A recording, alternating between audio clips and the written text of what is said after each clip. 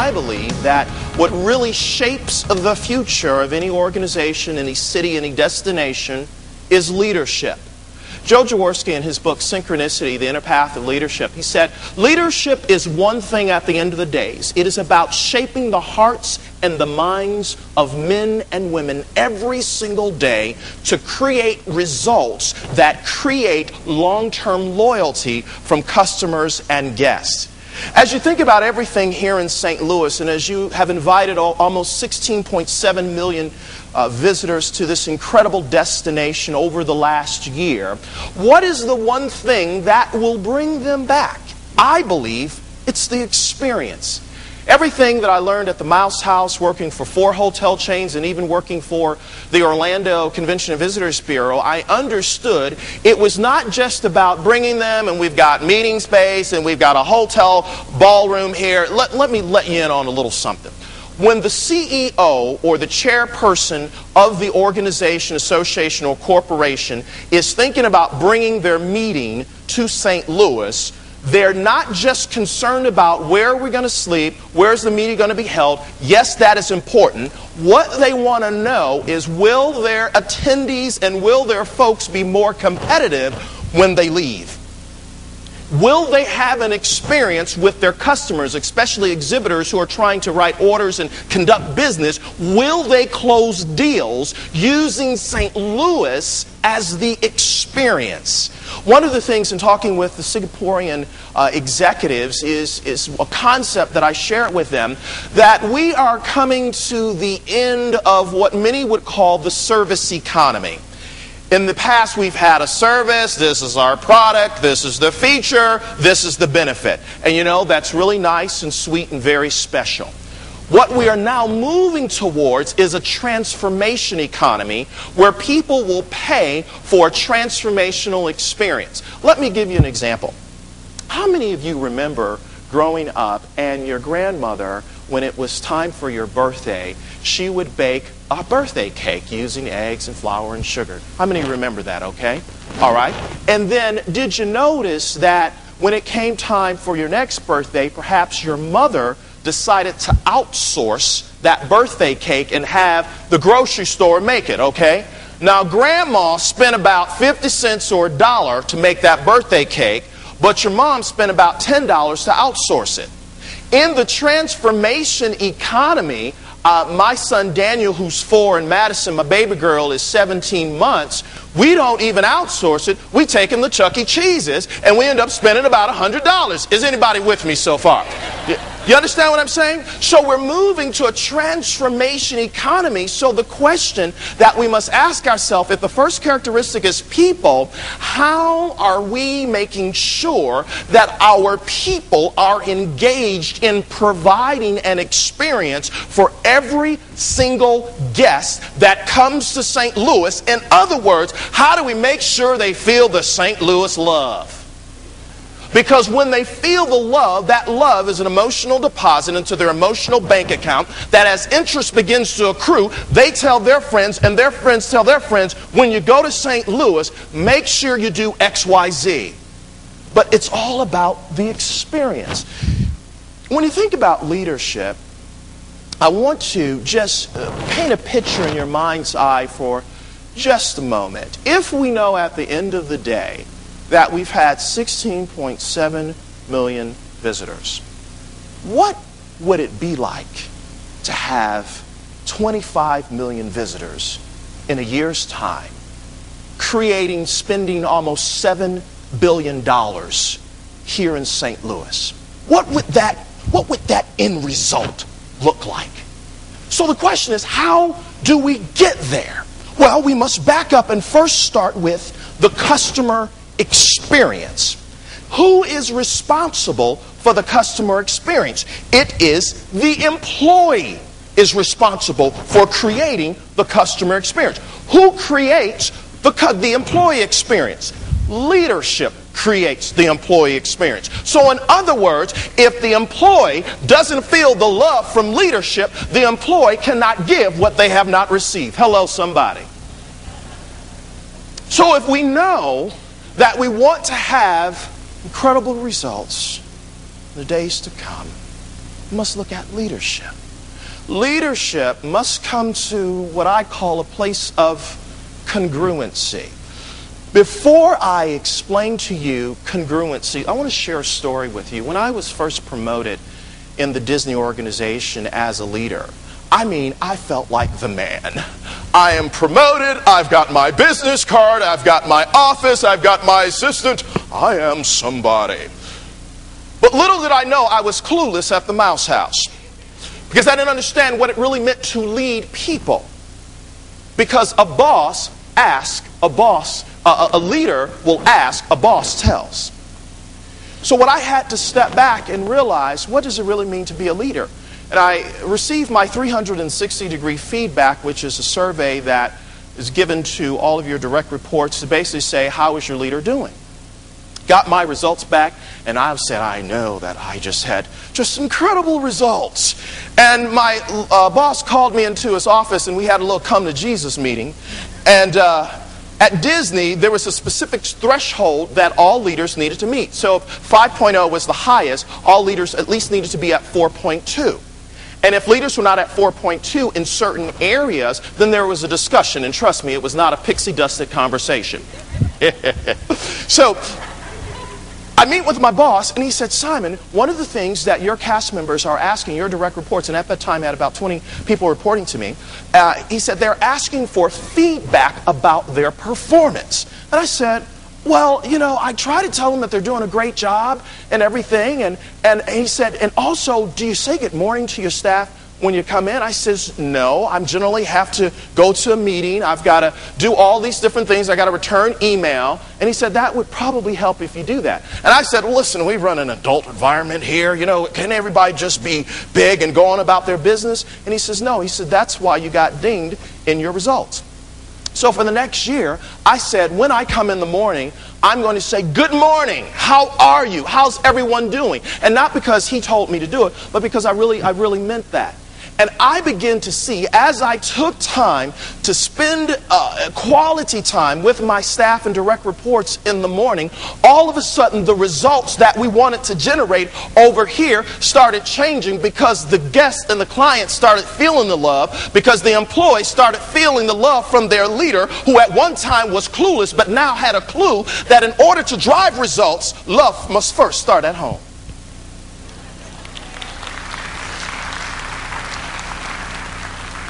I just finished writing an article for a major trade publication that reaches about 30,000 people a month, and the name of the article is Leadership to Die For. And in this article and column that I've put together, one of the things I've noticed is that there are 5 ways that leaders must love their employees. Now, some of you may be thinking, this guy came all the way from Orlando, Florida. That's a little too soft for me. I'm from Harvard and Yale. What does love have to do with anything? Well, stick with me for a moment. If you want to create such a wow experience for people, you must understand, how do we create such an excitement and enthusiasm in an environment where people will give their right arm or literally die for their leader because of how the leader makes them feel. Bottom line, I'm going to share 2 ways with you that you can think about creating an environment that is just passionate and excitement. And before I do that, let me tell you this. Yale School of Management released an interesting study in 1998 that said, in environments where there is happiness and excitement, those environments do a couple of things. They create incredible results, and those individuals tend to work together for a long time. There's not as much turnover, because leadership has made them feel that it's okay to have fun. Now, let's step back. Once I understood how to move from incongruency to congruency, everything that I thought, said, felt, and believed began to line up, creating congruency. Now, what are the 2 ways leaders can continue to have congruent behavior? First one, ask and don't tell. leaders, especially in challenging time, must invite their employees to come up with solutions. So when an employee comes in and says, this happened, this is what's going on, what should we do? The leader should step back and say, what do you think we should do? The moment a leader asks that question, they have now just used the combination that opens the vault of potential, that person begins to use their brilliance and say, I'm so happy you asked. Why don't we try XYZ? That person was just waiting for the leader to invite them to step up to the plate and say, how can we find a solution? That's number one. Number two, leaders must build their teams up and not tear them down. If a salesperson loses a piece of business, the leader doesn't have to say, what in the world are you doing, you goofball? If anything, the leader should say, just because you failed does not mean you're a failure. Failure is only feedback, and feedback is the breakfast of champions. When a person understands that their leader is with them, then they don't mind giving 150%. The second characteristic is passion. Everybody say passion. Passion is infectious enthusiasm. Passion is all about energy. What are we vibrating into the St. Louis atmosphere? Are we vibrating negativity? Are we vibrating positivity? Are we vibrating that we can, we shall, we will do it no matter what? Then when people enter into St. Louis, they will feel like, whoa, there is something here. The people of St. Louis are passionate about what they do. Last evening, I checked into the Renaissance St. Louis Suites Hotel. And I walked in. Now, let me preface this by saying I'm a little jaded after working in 4 hotel chains, the Orlando Bureau, and working for the Mouse House. I'm a little jaded. And I travel all over the world sharing specifically how do you create a customer experience for individuals. And I walked into the hotel, and I am greeted by an employee saying, good evening, welcome, we are so glad that you're here. Now the first thing I said, okay, now I just came from the airport, so I know that they didn't call to tell them that I was on my way, so this must be authentic, you know? He says, good evening, welcome. I said, good evening.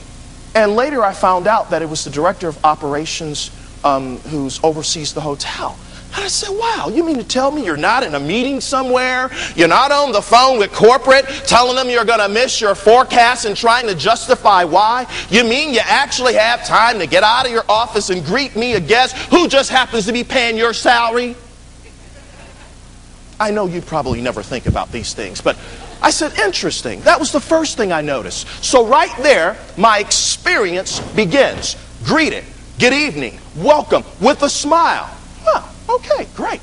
I go up to the front desk. Michelle at the front desk. How are you, sir? Welcome. Most hotels say, give me your last name. Give me your credit card. What happened to hello? How are you? If this is supposed to be my home away from home. Hello. And then she said, what can we do? Huge, big question. What can we do to make your stay more comfortable? And I'm scratching my head by now. Am I at Disney? Am I at the Ritz? What's going on here? And so she checked me in. And one of the things I noticed, I smelled these cookies that were cooking. So I said, okay, I am at the Renaissance Resort. I'm not at Doubletree. And they've got these wonderful cookies. Because one of the things I've noticed over the year is to build an experience with anyone, you must engage the senses. So by now, I'm feeling pretty good. And I go to my room. And I get a fax, and they call me on the phone. They don't even put the red light on. Mr. Bailey, you have a fax here at the front desk. Would you like for us to bring it to you? Oh my goodness, by this time, I am just, I can't take it anymore. I'm like, this is really special. Now, I know they're just not turning it on because I'm here, but I think this is something they do often. Sure enough, they brought the facts up, and I looked at all those things, and I said, what encouraged me the most about the Renaissance St. Louis Suites Hotel is that, first of all, management was visible. They asked me, what can they do to exceed my expectation? And then they were proactive. As you think about your own business, how many times is the first impression made by those who answer your telephone? What is that first impression? Because that's where the St. Louis experience starts. And then I went out last evening and with some friends came back in, and they said, Mr. Bailey, welcome back. I'm like, now wait a minute, hold on now. This is too much. But it made me feel good. And I went over and had me a macadamia and cranberry cookie. Cold glass of milk. Felt pretty good. And then this morning, I called down and they said, good morning, how may we delight you? I'm taking time to walk you through my experience because now, no matter where I travel, all over the world, I'm going to tell people about a passionate place that I stayed. And if you ever go to St. Louis, you need to go and stay at the Renaissance St. Louis Suite Hotel because they will make you feel special. And you know what? Renaissance doesn't even have to send me a dime. I'm going to do it anyway because I got a big mouth.